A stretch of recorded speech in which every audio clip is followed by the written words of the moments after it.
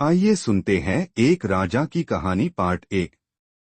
बहुत सालों पहले शिवनगर के राज्य में नाथ नाम के राजा शासन करते थे। राजा की 3 पत्नियां थीं, लेकिन राजा अपनी तीनों रानियों में से सबसे ज्यादा प्यार अपनी पहली रानी से करते थे, क्योंकि वो बेहद खूबसूरत थी। पहली रानी के सुंदर होने की वजह से राजा अपनी दूसरी और तीसरी रानी की तरफ कम ध्यान देते थे। वही दूसरी रानी को राजा अपना अच्छा मित्र मानते थे, तो थोड़ी बहुत उस पर ध्यान देते थे, और बच गई तीसरी रानी जिसमें उन्हें कोई खास बात लगती नहीं थी, तो उस पर वह सबसे कम ध्यान दे पाते थे। राजा की तीसरी पत्नी उनसे बहुत प्यार करती थी, लेकिन राजा को उनका प्यार नहीं दिखाई देता था। राजा हमेशा अपनी पहली पत्नी के साथ ही रहते थे। ऐसे में कई साल बीत चुके थे। राजा की तीसरी पत्नी हमेशा यही उम्मीद में रहती थी कि किसी दिन राजा उनके पास आए और प्यार भरी बातें करें, लेकिन ऐसा कभी होता नहीं था।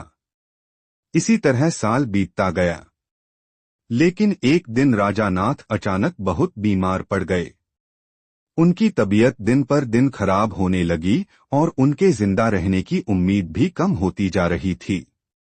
ऐसी हालत में राजा ने अपनी पहली पत्नी को बुलाया।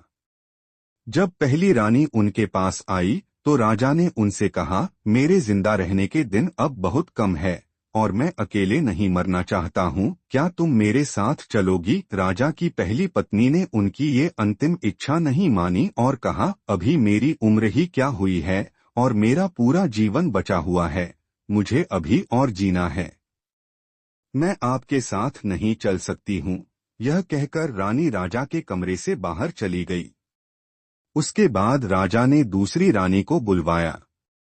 राजा की अंतिम इच्छा के बारे में जब दूसरी रानी को मालूम पड़ा कि वह मरने वाले हैं और अपने साथ अपनी बीवी को ले जाना चाहते हैं, तो इस वजह से वह राजा के पास ही नहीं गई।